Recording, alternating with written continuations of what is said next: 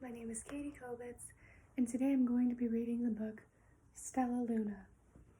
Noticing on the cover page, I see a bat, and the expression that I notice on her face is that she looks a little bit shocked or maybe scared, so I'm wondering if that is going to play any part in our book. Let's see.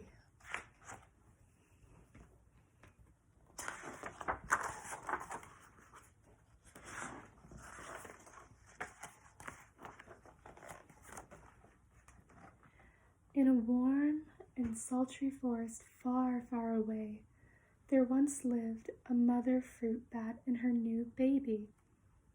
Oh, how Mother Bat loved her soft, tiny baby. I'll name you Stella Luna, she crooned. Each night, Mother Bat would carry Stella Luna clutched to her breast as she searched for food. Oh no, on this picture, I noticed that there seems to be an owl, and they're very scared with their expressions. And I think this is Stella Luna. It looks like she has fallen.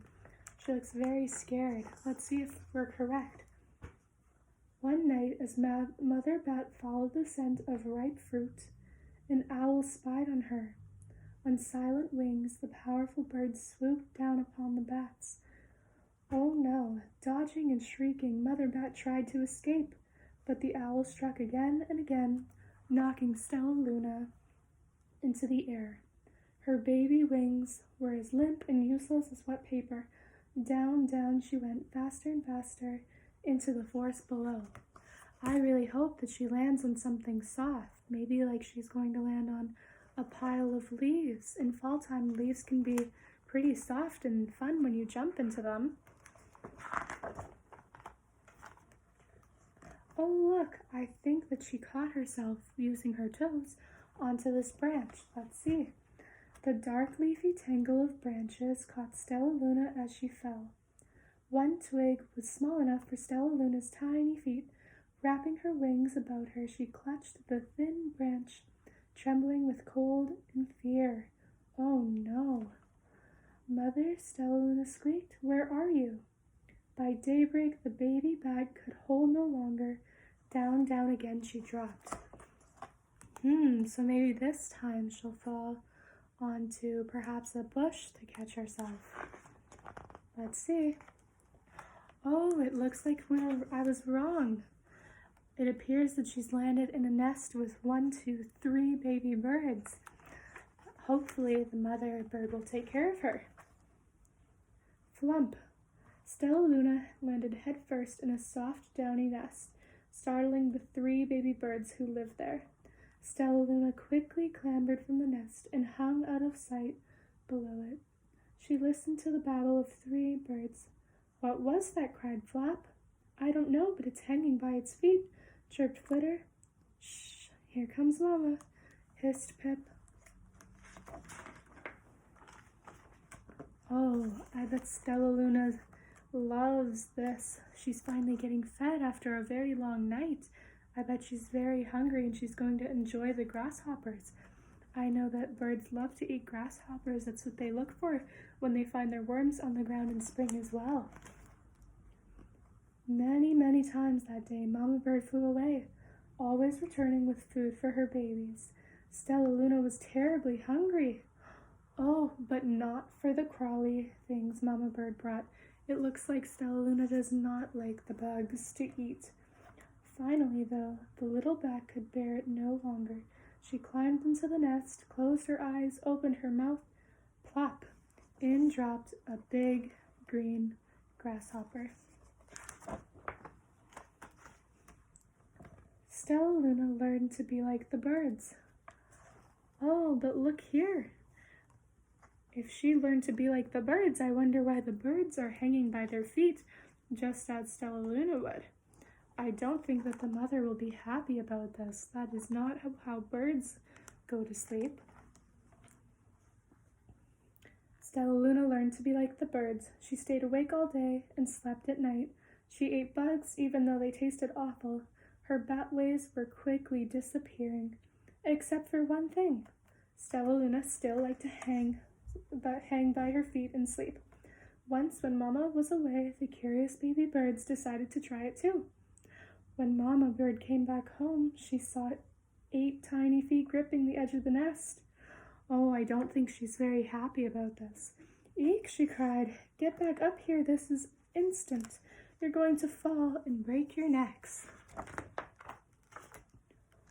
Oh, Stella Luna looks very upset and sad, and I think Mama Bird's very angry with her. The birds clambered back into the nest, but Mama Bird stopped Stella Luna. "You are teaching my children to do mad things." Oh, I think I need to reread that part. Let's try it again. "You are teaching my children to do bad things.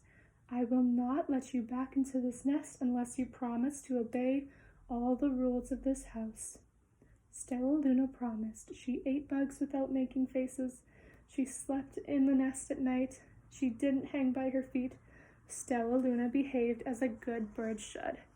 I'm quite sad for Stella Luna because she's different than the birds and likes to do things differently.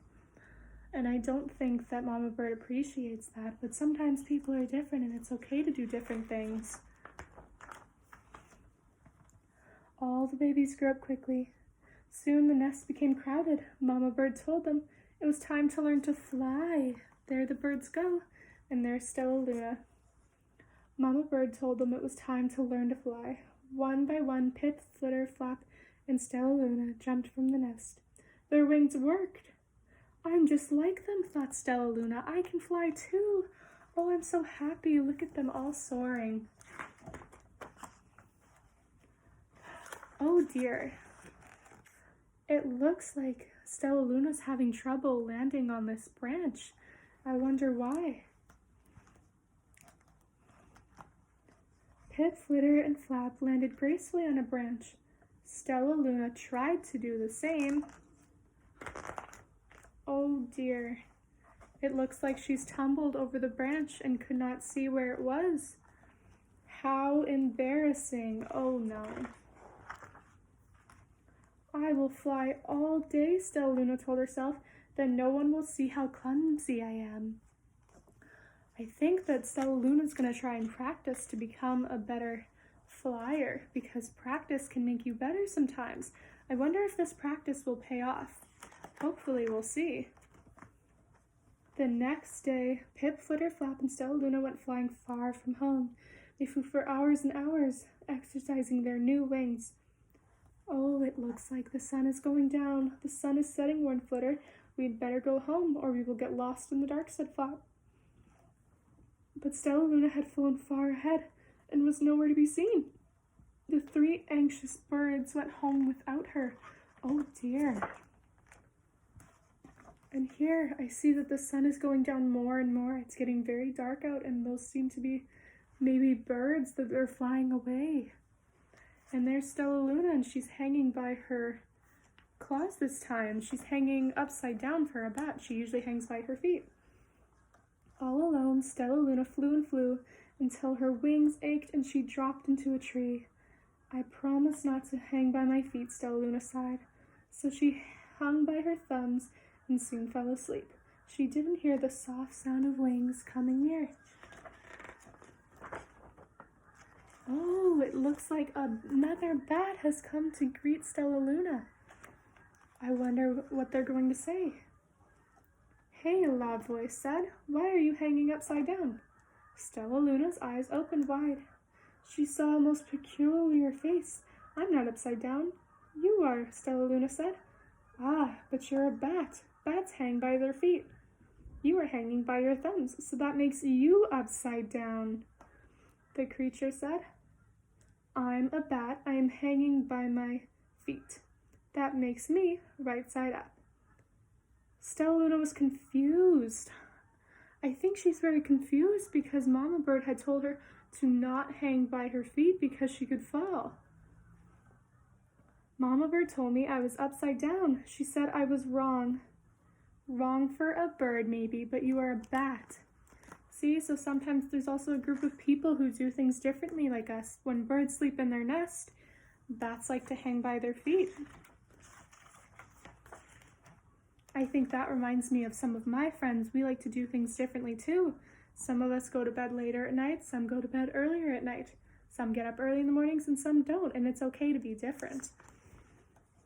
More bats gathered around to see the strange young bat who behaved like a bird. Stella Luna told them her story. "You ate bugs," shuddered one. "You slept at night," gasped another.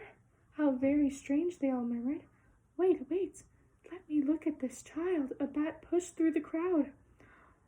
"An owl attacked you?" she asked.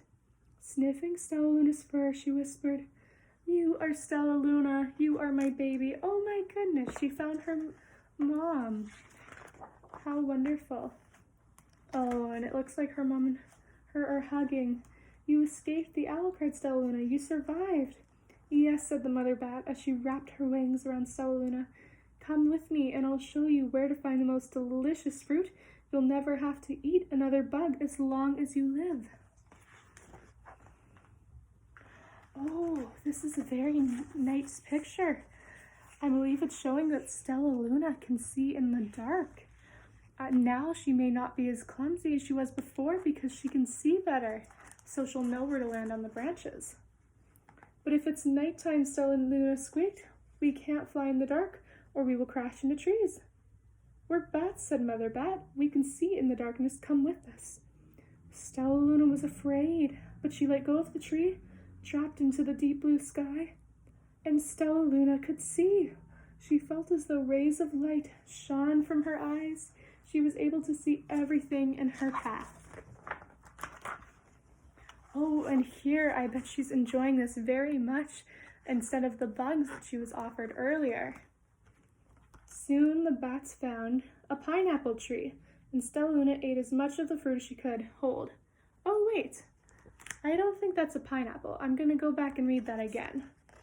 Soon the bats found a mango tree. It's a mango tree, and Stella Luna ate as much of the fruit as she could hold. "I'll never eat another bug as long as I live," cheered Stella Luna as she stuffed herself full. "I must tell Pip, Flitter, and Flap." The next day, Stella Luna went to visit the birds. "Come with me and meet my bat family," she said. "Okay, let's go," agreed Pip. "They hang by their feet, they fly at night, and they eat the best food in the world," Stella Luna explained to the birds on the way. As the birds flew among the bats, Flap said, "I feel upside down here." So the birds hung by their feet. "Wait until dark," Stella Luna said excitedly. "We will fly at night." Oh, I think that the birds are very scared because the birds said that they had to go home at night because they couldn't see. When night came, Stella Luna flew away. Pip, Flitter, Flap leaped from the tree to follow her. "I can't see a thing," yelled Pip. "Neither can I," howled Flitter. "I," shrieked Flap. "They're going to crash," gasped Stella Luna. "I must rescue them." Oh, and I think this is where she helps them. She's holding on to them by her feet. Stella Luna swooped about, grabbing her friends in the air. She lifted them to a tree. The birds grasped a branch. Stella Luna hung from the limb above them. "We're safe," said Stella Luna. Then she sighed. "I wish you could see in the dark, too." "We wish you could land on your feet," Flitter replied. Pip and Flap nodded. They perched in silence for a long time. "How can we be so different and feel so much alike?" mused Flitter. "And how can we feel so different and be so much alike?" wondered Pip. "I think this is quite a mystery," Flap chirped. "I agree," said Stella Luna. "But we're friends, and that's a fact." Yes, because you can always be friends with people who are a little different than you, because differences make friendships exciting. And that is the end of our book. And this is our last page where they're all hugging in a tree branch. Thank you for listening to my story with me. This was Stella Luna by Janelle Cannon.